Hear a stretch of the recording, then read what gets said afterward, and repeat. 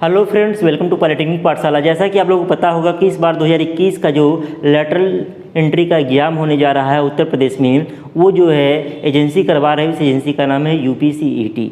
तो यूपीसीईटी का जो लीट एग्ज़ाम करवाने जा रहा है, उस लीट एग्ज़ाम का एग्जैक्ट सिलेबस क्या होगा और कैसे हम लोग लास्ट एक महीने में यानी 30 दिनों में तैयारी करें कि हमारा एग्ज़ाम इजीली निकल जाए, तो इसके बारे में अच्छे रैंक के साथ हम पास हो जाएं, तो उसके बारे में हम लोग डिटेल में चर्चा करेंगे। तो जो भी बच्चे लीट एग्ज़ाम की तैयारी कर रहे हैं वो इस वीडियो में लास्ट तक बने रहेंगे, क्योंकि इस वीडियो से आपको बहुत ज़्यादा फायदा होने वाला है। क्योंकि आपके सिलेबस में जो दिया हुआ है, वेबसाइट पे सिलेबस जो दिया हुआ है, वहाँ पे ओनली सब्जेक्ट का नाम लिखा हुआ है। अब उस सब्जेक्ट में कहाँ तक आपको पढ़ना है, कितना डीप पढ़ना है, इसके बारे में हम लोग इस वीडियो में चर्चा करेंगे। तो जो बच्चे सेल्फ स्टडी कर रहे हैं उनको काफ़ी ज़्यादा आइडिया मिल जाएगा और काफ़ी ज़्यादा हेल्प मिलेगा इस वीडियो के माध्यम से, जो लोग सेल्फ स्टडी बेसिकली कर रहे हैं।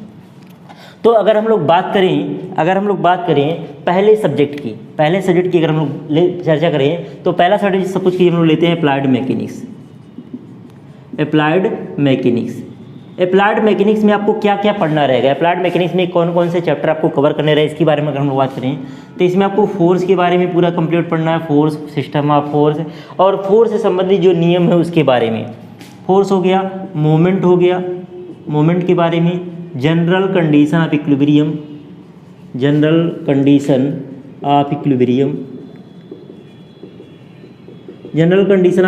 के बारे में पढ़ना है। जनरल कंडीशन ऑफ इक्विलिब्रियम हो गया। इसके अलावा आपको पढ़ना है फ्रिक्शन के बारे में, फ्रिक्शन हो गया। सेंटर ऑफ ग्रेविटी के बारे में, मोमेंट ऑफ इनर्शिया और मशीन। इतने चैप्टर आपको जो है मैकेनिक्स में कवर करने हैं। और एक बात और बता दूं, जो बच्चे सोच रहे होंगे हम प्योरली हिंदी में पढ़ करके, जो हिंदी में पहली बात लीट की कोई बुक नहीं आती है और हिंदी में पढ़ने से आपके एग्जाम निकलने के चांसेस बहुत कम हो जाएंगे। क्यों? टेक्निकल सब्जेक्ट आप लोग फिजिक्स, केमिस्ट्री, मैथ हिंदी में कर लेंगे, नॉन टेक वाले सब्जेक्ट जो फिजिक्स, केमिस्ट्री, मैथ है वो हिंदी में आप लोग कर लेंगे। लेकिन जहाँ पे टेक्निकल की बात आएगी वहाँ पे पेपर आपका बनता है पहले इंग्लिश में, फिर हिंदी में ट्रांसलेट होता है।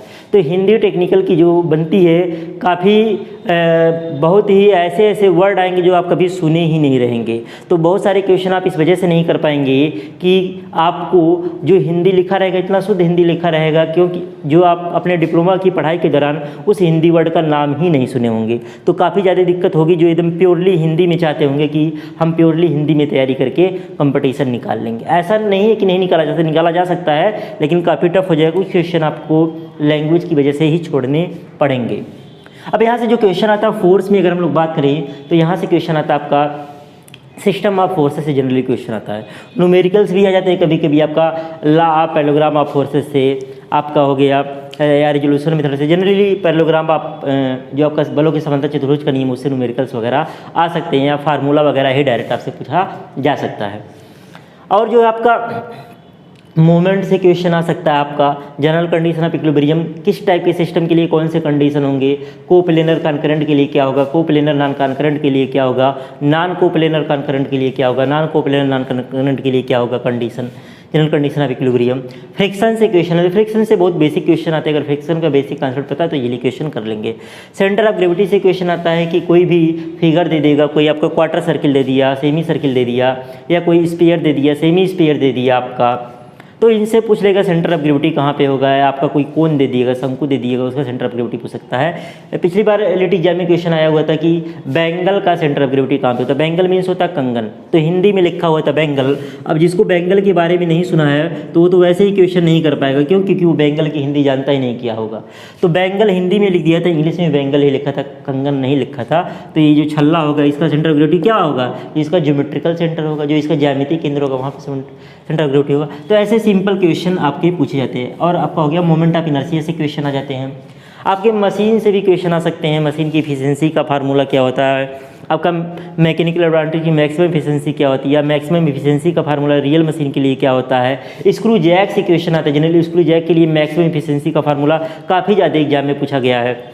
या अलग अलग की जो आपके लिफ्टिंग मशीन पढ़े हुए हैं, उन लिफ्टिंग मशीन में जो आपके वेलोसिटी रेशियो मैकेनिकल एडवांटेज के फार्मूले हैं वो भी आपसे एग्जाम में पूछे जा सकते हैं। तो ये हमारा हो गया मैकेनिक्स का सिलेबस।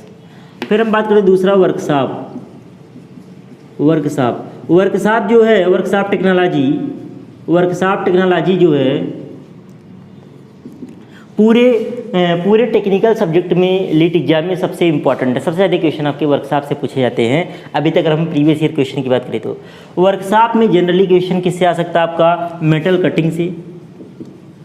मेटल कटिंग पहले डिप्लोमा वाले नहीं पढ़ते थे, नए सिलेबस में दिया हुआ है। मेटल कटिंग से क्वेश्चन आ सकता है, जिसमें टूल वगैरह के बारे में पढ़ेंगे, टूल सिग्नेचर के बारे में पढ़ेंगे, मतलब 2D कटिंग 3D कटिंग के बारे में पढ़ेंगे, और जो हमारे टूल होते हैं किस मटेरियल के बने होते हैं, और वो मतलब उनकी रेड हार्डनेस एक प्रॉपर्टी होती है टूल की, वो कितने टेम्परेचर तक उसमें मेंटेन रहता है, कौन सा टूल हमारा जो होता है ज़्यादा हार्ड होता है, टूल में कौन कौन से डिफेक्ट आते हैं, मतलब कटाई करने के दौरान कौन कौन से दोष उत्पन्न होते हैं, उन सब के बारे में, कटिंग फ्लूइड के बारे में, तो इन सब के बारे में आप पढ़ेंगे किसमें, मेटल कटिंग में। इसके अलावा मेटल कटिंग के बाद अगर हम लोग बात करें मेटल फार्मिंग के बारे में पढ़ेंगे, जिसमें आप लोग मेटल फार्मिंग क्या होता है, हम लोग फोर्स वगैरह लगा करके उसके शेप और साइज में परिवर्तन करते हैं। मेटल फार्मिंग में हम लोग इसके बारे में पढ़ेंगे। इसमें एक्सट्रूजन वगैरह बहुत सारे प्रोसेस है, हॉट वर्किंग है, कोल्ड वर्किंग है, उसके बारे में अंदर डिटेल में है, उसके बारे में पढ़ेंगे। मेटल फार्मिंग हो गया। इसके अलावा आप लोग पढ़ेंगे मेटल फार्मिंग के बाद आप लोग जो पढ़ेंगे, ये पढ़ेंगे आप लोग वेल्डिंग के बारे में पढ़ेंगे। वेल्डिंग में आप सोल्डरिंग और ब्रेजिंग भी पढ़ेंगे, सोल्डरिंग, ब्रेजिंग और वेल्डिंग। सोल्डरिंग ब्रेजिंग कर सकते हैं, वेल्डिंग के अंतर्गत ही पढ़ लेंगे। वेल्डिंग पढ़ेंगे, वेल्डिंग में कई रेजिस्टेंस वेल्डिंग होता है, आपका गैस वेल्डिंग होता है, आपका केमिकल वेल्डिंग होता है, और उसमें रेजिस्टेंस वेल्डिंग में भी कई टाइप के वेल्डिंग होते हैं। आपका आर्क वेल्डिंग होता है, आर्क वेल्डिंग में कई सारे वेल्डिंग होते हैं, वेल्डिंग डिफेक्ट क्या होते हैं, तो इन सब चीज़ के बारे में पढ़ेंगे वेल्डिंग में। वेल्डिंग के बाद आप लोग पढ़ेंगे कास्टिंग के बारे में। कास्टिंग को लोग ढलाई कहते हैं, तो कास्टिंग में पैटर्न क्या होता है, मतलब कास्टिंग में जो आप लोग पैटर्न वगैरह यूज करते हैं उसके बारे में पढ़ेंगे। कास्टिंग में सैंड की प्रॉपर्टी के बारे में पढ़ेंगे, मतलब सैंड जो लोग प्रिपेयर करते हैं उसमें कौन कौन से डिफेक्ट उत्पन्न होते हैं उसके बारे में बात करेंगे, तो ये कास्टिंग के अंतर्गत पढ़ेंगे। इसके अलावा आपके लेथ से भी क्वेश्चन आ रहे हैं, मतलब सिंपल क्वेश्चन आते हैं, लेथ मशीन के बारे में पढ़ेंगे। वैसे वर्कशॉप टेक्नोलॉजी का जो सिलेबस है काफ़ी लेंदी होता है, लेकिन अभी तक जो लीट एग्जाम में क्वेश्चन पूछे गए हैं इन्हीं सब टॉपिक से पूछे गए हैं, इससे बाहर आपको जाने की ज़रूरत बिल्कुल भी नहीं है। तीसरा अगर हम लोग सब्जेक्ट की बात करें, तीसरा सब्जेक्ट की अगर हम लोग बात करें तो तीसरा सब्जेक्ट ले लेते हैं इंजीनियरिंग ड्राइंग। इंजीनियरिंग ड्राइंग में क्या होगा, इंजीनियरिंग ड्राइंग में इंस्ट्रूमेंट्स, जो ड्राइंग इंस्ट्रूमेंट्स हैं, ड्राइंग इंस्ट्रूमेंट जो हैं उनके बारे में पढ़ेंगे। ड्राइंग इंस्ट्रूमेंट के बारे में पढ़ेंगे, जैसे आपका पेंसिल हो गया, पेंसिल कितने टाइप का होता है, किस ग्रेड का, कौन हार्ड होता है, कौन सॉफ्ट होता है। ड्राइंग बोर्ड होगा, ड्राइंग बोर्ड की साइज, ड्राइंग शीट हो गया उसकी साइज, तो ये सारे टॉपिक जो है इसके अंतर्गत आएंगे। बहुत सारे ड्राइंग इंस्ट्रूमेंट 8, 9, 10 होते हैं, तो सबके बारे में पढ़ेंगे। इसके अलावा हम लोग जो है सिंबल के बारे में पढ़ लेंगे, सिंबल कौन कौन से यूज होते हैं, मटेरियल के अलग अलग सिंबल होता है। पॉइंट के बारे में पढ़ लेंगे, लाइन के बारे में पढ़ेंगे, प्लेन के बारे में पढ़ेंगे। लाइन वगैरह स्पेसिफिकेशन नहीं आते जनरली, प्लेन के बारे में पढ़ेंगे, सॉलिड के बारे में पढ़ेंगे। और ये जो पढ़ना है आपको बनाना नहीं, ऑब्जेक्टिव पॉइंट ऑफ व्यू से पढ़ना आपको। मेन सबसे इंपॉर्टेंट जो है ऑर्थोग्राफिक प्रोजेक्शन,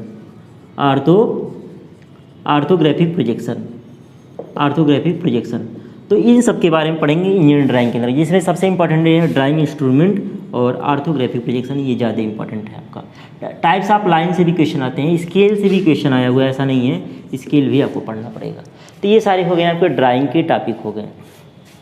तो यहाँ पे आपका पूरा का पूरा जो है मैकेनिकल वाला पोर्शन जो है कवर हो जा रहा है। मैकेनिकल से और भी क्वेश्चन आते हैं जो फिजिक्स में इंक्लूड है, तो फिजिक्स का भी जो सिलेबस बताएंगे तो वहाँ पे जो है हम लोग उसका नाम लेंगे, जो मैकेनिकल और टेक्निकल सब्जेक्ट से फिजिक्स में इन्वॉल्व रहते हैं।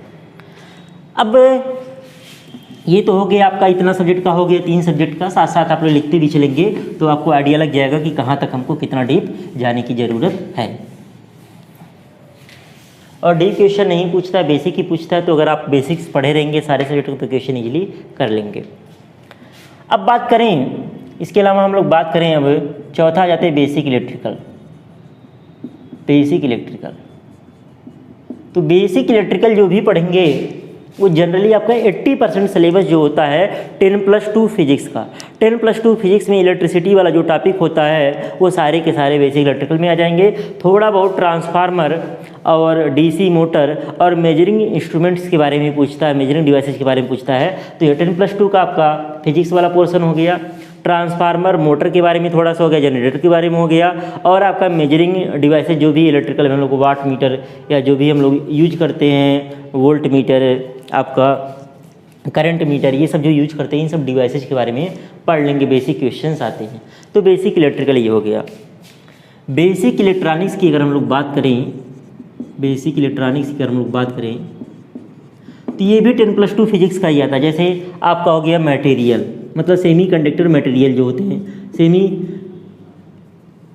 सेमी कंडक्टर मटेरियल के बारे में पढ़ लेंगे। मटेरियल के बारे में हम लोग पढ़ लेंगे। ट्रांजिस्टर पढ़ सकते हैं। ट्रांजिस्टर से क्वेश्चन वैसे जनरली नहीं पूछे थे। डायोड आता है, डायोड अभी लोग 10+2 में पढ़ते हैं। उसके अलावा भी जीनर डायोड वगैरह के थोड़ा सा एडवांस लेवल के डायोड के बारे में भी एग्जाम में जो है पूछा जाता है। डायोड हो गया। आपका नंबर सिस्टम ज़्यादा इंपॉर्टेंट है। इससे 1 से 2 क्वेश्चन हर साल जनरली पूछते हैं। कन्वर्जन भी आ सकता है, प्लस माइनस भी आता है। नंबर सिस्टम काफ़ी इंपॉर्टेंट है। नंबर सिस्टम आपका हो गया। आपका इसके अलावा जो है डायोड होगा, ट्रायोड भी कह सकते हैं। ट्रायोड जनरली डायोड से क्वेश्चन अभी तक नहीं है, डायोड से पूछा गया है। इसके अलावा आपका जो है गेट हो गया, लॉजिक गेट वगैरह जो हो गया, लॉजिक गेट वगैरह हो गया। तो जनरली सारी चीज़ें आप लोग 10+2 फिजिक्स में पढ़े रहते हैं। तो वही चीज़ है बेसिक इलेक्ट्रॉनिक्स का, बहुत ज़्यादा डीप में नहीं पूछता। 80% तो 10+2 फिजिक्स का ही रहता है, 20% ही चीज़ें डीप में जाती हैं। तो जो अदर ब्रांच के स्टूडेंट है और सेल्फ तैयारी कर रहे हैं तो फिजिक्स पे ज़्यादा फोकस करेंगे 10+2 पे, तो आपका सारा का सारा कवर हो जाएगा। बहुत ज़्यादा आप इतने कम टाइम में बहुत ज़्यादा पढ़ नहीं पाएंगे। तो जो आप पहले से पढ़ के आए हुए हैं 10+2 फिजिक्स, उसको ही फोकस करिए। बहुत ज़्यादा इधर या डिप्लोमा में जो फिजिक्स है लगभग सारे टॉपिक कवर हो जाते हैं। नंबर सिस्टम वगैरह भी कवर हो जाता है, कन्वर्जन वगैरह। लेकिन आप लोग बाइनरी डेसिमल पढ़े होंगे, यहाँ पे ऑक्टल और हेक्सा भी पढ़ना रहेगा यहाँ पे कन्वर्जन में। तो ये सारी चीज़ें भी रहेंगी, उससे भी क्वेश्चंस आते हैं। न्यूमेरिकल्स आता है नंबर सिस्टम से। बेसिक इलेक्ट्रॉनिक्स हो गया। अब हम बात करते हैं बेसिक कंप्यूटर की। बेसिक कंप्यूटर की अगर हम लोग बात करें, बेसिक कंप्यूटर से क्या क्या आता है। बेसिक कंप्यूटर से आपका इंट्रोडक्शन ऑफ कंप्यूटर, मतलब इसके जनक वगैरह कौन थे, इंट्रोडक्शन, जो अलग अलग पीढ़ी आई थी उसके बारे में, कंप्यूटर के कई सारे जनरेशन से उसके बारे में, तो इंट्रोडक्शन हो गया। इसके अलावा वैज्ञानिक वगैरह के भी नाम पूछे जाते हैं कि कंप्यूटर की खोज सबसे पहले किसने की थी, या मॉडर्न कंप्यूटर के जनक किसे कहा जाता है। ये सारे क्वेश्चन भी आते हैं। इसके अलावा आपका input devices, output devices, input output devices, input and output devices. आपका मेमोरी हो गया, मेमोरी से क्वेश्चन आ गया, मेमोरी हो गया।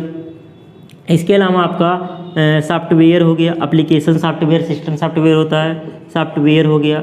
इनपुट आउटपुट यही आपका हार्डवेयर का पोर्शन हो जाएगा। इनपुट आउटपुट क्या हो जाएगा, इसमें हार्डवेयर आ जाएंगे, हार्डवेयर वाले सारे पार्ट, तो हार्डवेयर के बारे में हो गया। इसके अलावा लैंग्वेज के बारे में, किस लैंग्वेज का यूज कहाँ पे करते हैं उसके बारे में क्वेश्चन हो गया, लैंग्वेज के बारे में।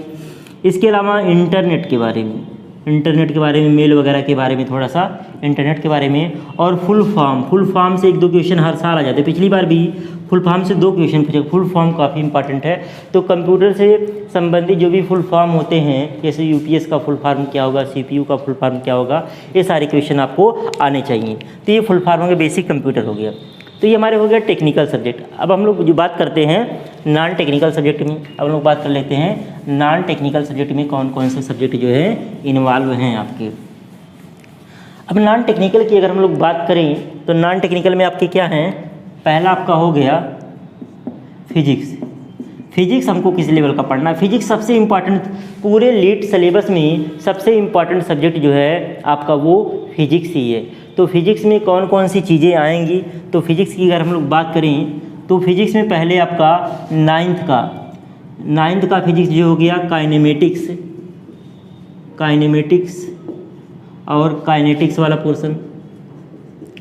जैसे आपका वेलोसिटी हो गया, एक्सेलरेशन हो गया, वर्क पावर एनर्जी हो गया, मतलब कह सकते हैं ये पूरे काइनेमेटिक्स और काइनेटिक्स में डायनेमिक्स कह सकते हैं, मतलब डायनेमिक्स वाला पोर्शन। आप लोग जो मैकेनिक्स में भी पढ़े हो वो भी, ये भी जो है ये पूरा पार्ट मैकेनिक्स का ही है, लेकिन ये डायनेमिक्स वाला हो गया। और जब हमने मैकेनिक्स में वहाँ पे बताया है अप्लाइड मैकेनिक्स में, वहाँ पे स्टैटिक्स वाले पोर्शन थे, फोर्स मूवमेंट फ्रिक्शन जो भी चीज़ें थी। तो ये फिजिक्स का 9th वाला हो गया। और इसी में 9th 10th मिला के हम बोल रहे हैं, इसी में वेव भी पढ़ लेंगे, वेव से क्वेश्चन आता है। आपका साउंड से भी क्वेश्चन आ जाता है, साउंड से क्वेश्चन आ जाता है। आपका लाइट से क्वेश्चन आ जाता है, किससे आ जाता है, लाइट से भी क्वेश्चन आ जाते हैं। सिंपल क्वेश्चन होते हैं, पिछली बार आपके लिए एग्जाम में पूछे भी गए थे 2020 में। तो ये हो गया आपका ये। इसके अलावा आपका diploma first semester, diploma first semester, circular motion वगैरह सब यहीं पढ़ लेंगे। काइनेमेटिक सर्कुलर मोशन हो गया आपका, सिंपल हार्मोनिक मोशन हो गया, इन सब चीज़ के बारे में आपका हो गया, परवलयी गति हो गया। तो ये सारी चीज़ें हम लोग जो है यहीं पे पढ़ लेंगे। प्रक्षेप गति जिसे हम लोग बोलते हैं, प्रोजेक्टाइल मोशन, प्रोजेक्टाइल मोशन के बारे में भी पढ़ लेंगे इसी में।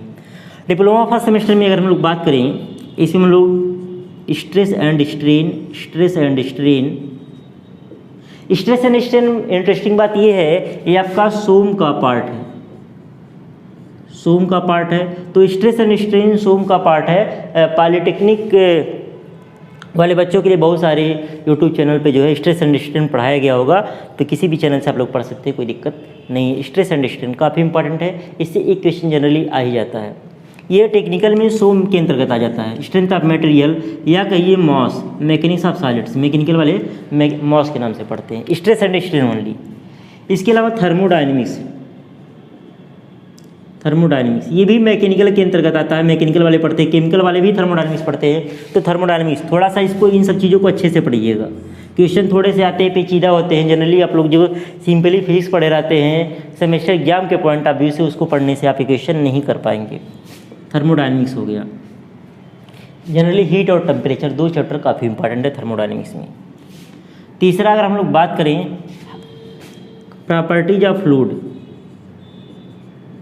Properties of fluid, properties of fluid में जो है ये आ जाता है हाइड्रोलिक्स के अंतर्गत। सिविल और मैकेनिकल वाले एक सब्जेक्ट पढ़ते हैं हाइड्रोलिक्स, हाइड्रोलिक्स के अंतर्गत आ जाता है प्रॉपर्टीज ऑफ फ्लूइड। तो तीनों तरीके से जो फिजिक्स का ये पार्ट है, टेक्निकल के अंतर्गत भी कवर होता है। स्ट्रेस एंड स्ट्रेन, थर्मोडायनेमिक्स, उष्मागत की प्रॉपर्टीज ऑफ फ्लूइड, मतलब तरलों के गुण, जैसे आपका डेंसिटी हो गया, mass density, weight density, specific gravity, relative density, आपका कोहेसन, एहेसन, सरफेस टेंशन, इन सब चीज़ों के बारे में क्वेश्चंस आते हैं। विस्कासिटी के बारे में, तो जैसे पिछली बार पूछा गया था कि टेम्परेचर बढ़ाने पे गैस की विस्कासिटी पे क्या इफेक्ट पड़ता है, तो गैस की विस्कासिटी होती है टेम्परेचर बढ़ाने पे बढ़ती है, लेकिन लिक्विड का क्या होता है, टेम्परेचर बढ़ाने पे विस्कासिटी घटती है। तो ये प्रॉपर्टीज ऑफ फ्लूइड हो गया। तो इससे क्वेश्चन आ रहे हैं, सारे टॉपिक से क्वेश्चन। पिछली बार लीट एग्जाम में तीनों से एक एक क्वेश्चन आया हुआ था, 3 क्वेश्चन एक और करा। ये फिजिक्स में भी है या टेक्निकल कह सकते हैं, टेक्निकल में भी आपका कवर हो रहा है। तो ये हो गया आपका क्या हो गया, फिजिक्स हो गया। इसके अलावा फिजिक्स में बेसिक इलेक्ट्रिकल और बेसिक इलेक्ट्रॉनिक जो हमने ऊपर बताया है, जो डिप्लोमा, ये बेसिकली डिप्लोमा सेकंड सेमेस्टर होता है। तो ये सारी चीज़ें भी, ये भी फिजिक्स के ही पार्ट है। बेसिक इलेक्ट्रिकल, बेसिक इलेक्ट्रॉनिक्स भी, ये भी क्या है, फिजिक्स के ही पार्ट है। तो ये सारे भी फिजिक्स में, जो हमने बताया था पहले, ये भी फिजिक्स में कवर होते हैं। तो फिजिक्स का दायरा काफ़ी ज़्यादा बढ़ जा रहा है। तो फिजिक्स के मान के चलिए आपके टोटल क्वेश्चन करीब 15 के आसपास, 15 प्लस भी आपके आ सकते हैं। तो ये आपका फिजिक्स हो गया। अब बात करते हैं केमिस्ट्री से, क्या आ सकता है आपका, इम्पॉर्टेंट क्या क्या है।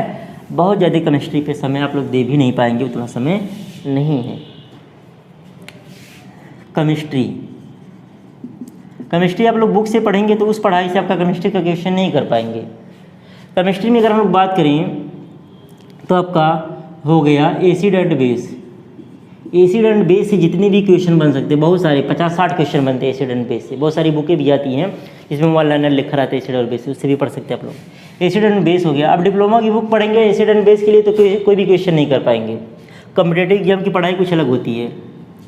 Carbon and its compound, carbon and its compound,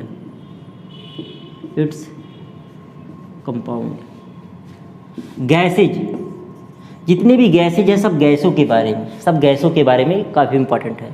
और अगला आपका होगा पीरियाडिक टेबल। ये 4 मोस्ट इंपॉर्टेंट चैप्टर हैं आपके, किससे, केमिस्ट्री से। केमिस्ट्री से 4 इंपॉर्टेंट है। इसके अलावा आपके प्लास्टिक से क्वेश्चन आ सकता है, किसी केमिकल जैसे आपका मीथेन वगैरह ये हो गया, ये सब भी केमिस्ट्री के अंदर मतलब इन्वॉल्व हैं, तो इन सबसे क्वेश्चन आते हैं। तो केमिस्ट्री में बेसिक में आपको ये 4 पढ़ने हैं। अब आपका इलेक्ट्रॉनिक कॉन्फ़िगरेशन वगैरह से वैलेंसी से क्वेश्चन आने की संभावना बहुत कम रहती है। तो मेन आपका जो है यही 4 चैप्टर है, और भी चाहे तो पढ़ सकते हैं, लेकिन समय कम है तो यही 4 पढ़ेंगे तो ज़्यादा अच्छा रहेगा आपके लिए।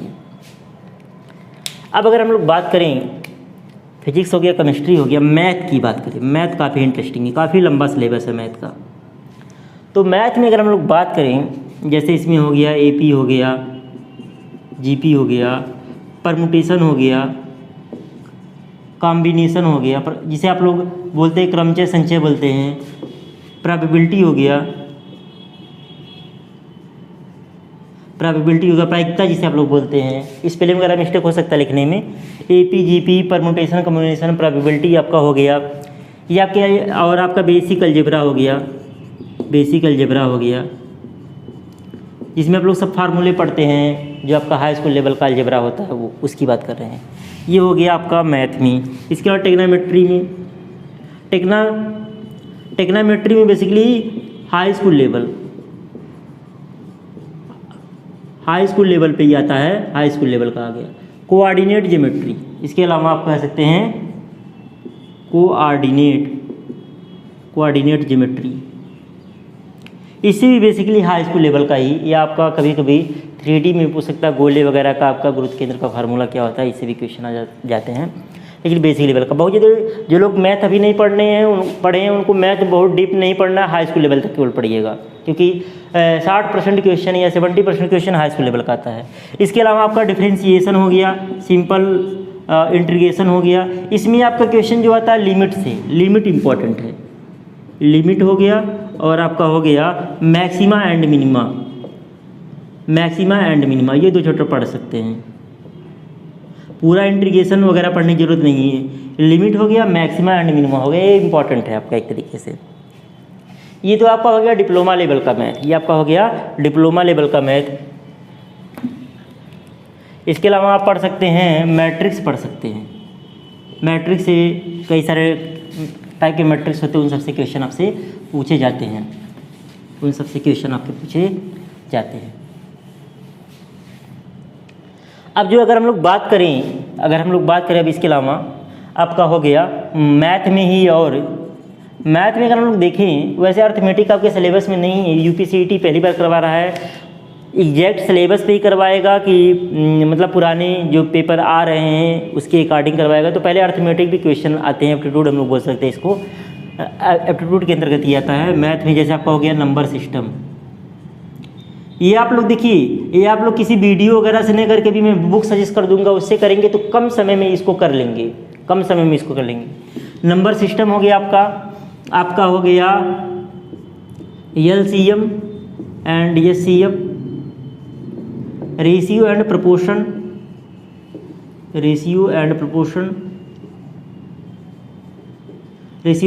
हो गया। आपका हो गया परसेंटेज, प्रॉफिट एंड लॉस हो गया। आपका हो गया पार्टनरशिप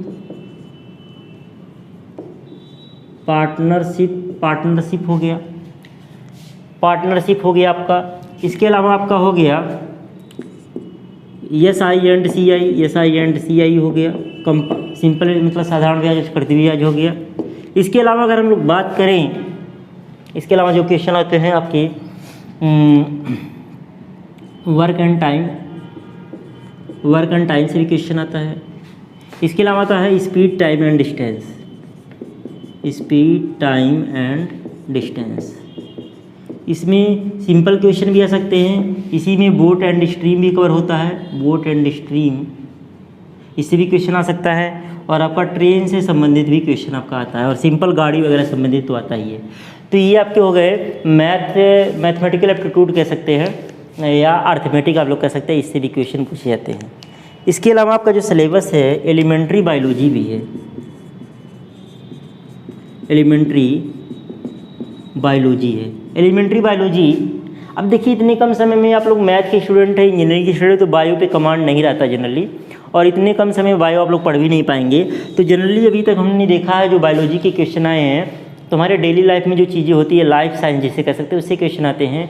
मतलब बिना पढ़े भी आप उससे क्वेश्चन कर सकते हैं। बायोलॉजी वाले बहुत ज़्यादा टफ क्वेश्चन नहीं आते हैं, या आप इतने कम समय अगर इसको अलग से समय देंगे तो आपका टाइम लॉस होगा, क्योंकि बहुत लंबा सिलेबस होता है बायोलॉजी, कहाँ से कौन सा क्वेश्चन पूछ ले, तो इसका कोई आइडिया नहीं। तो बायोलॉजी पे आपको टाइम वेस्ट करने की ज़रूरत बिल्कुल भी नहीं है, इसको छोड़ दीजिएगा। या लूसेंट की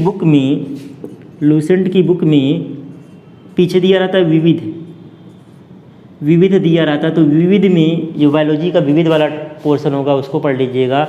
आविष्कार एंड आविष्कारक हो गया, बीमारियां हो गई, विटामिन के बारे में हो गया, इन सब के बारे में बेसिक नॉलेज लग जाएगा। जैसे आप लोग क्वेश्चन सिंपल आएगा तो वहाँ पे उससे भी क्वेश्चन कर सकते हैं। तो ये आपका हो गया लीट का एग्जैक्ट सिलेबस। अब हम लोग किस प्रकार से कौन से सब्जेक्ट को पहले कवर करें जिससे हमारे अंदर थोड़ा सा कॉन्फिडेंस बूस्टअप हो। अब देखिए, हम मैथ की बात करें तो जिसको मैथ आता है अच्छे से वही मैथ पे हाथ डाले। अब जिसको मैथ एकदम नहीं आता, किसी तरह डिप्लोमा में मैथ में पास हो गया है, अब इतने कम टाइम में मैथ आप कवर नहीं कर पाएंगे। क्यों? क्योंकि मैथ प्रैक्टिस मांगता है। मैथ में चीज़ों को आप रट के नहीं कर सकते, मैथ प्रैक्टिस से ही आएगा, और उतना आपके पास समय नहीं कि बहुत ज़्यादा प्रैक्टिस कर पाएँ। तो जो चैप्टर आपको मैथ में अच्छे से आते हैं उन्हीं का आप लोग रिवीजन करिएगा। कोई नया चैप्टर मैथ में कि एकदम जीरो से पढ़ना स्टार्ट करें तो इसके लिए कोशिश बिल्कुल भी मत करिएगा। तो मैथ के बारे में डिटेल में वही पढ़ेंगे जिनको मैथ अच्छे से आती है। जिनको मैथ नहीं आती, किसी तरह डिप्लोमा पास हो गए मैथ में, वो लोग मैथ पे टाइम वेस्ट नहीं करेंगे। देखिए, सबसे इम्पॉर्टेंट अगर हम लोग बात करें तो सबसे इम्पॉर्टेंट सब्जेक्ट है फिजिक्स। सबसे इम्पॉर्टेंट क्या है? फिजिक्स। फिजिक्स में क्योंकि आपका 10+2 वाला भी कवर करेंगे, 9th 10th वाला भी आ जाएगा आपका, और अभी हमने बताया जो आपका ये थर्मोडायनेमिक्स TD लिख रहे हैं, हाइड्रोलिक्स, और आपका स्ट्रेस एंड स्ट्रेन। तो पिछली बार इन तीनों से ही 3 क्वेश्चन आ गया था मिला के।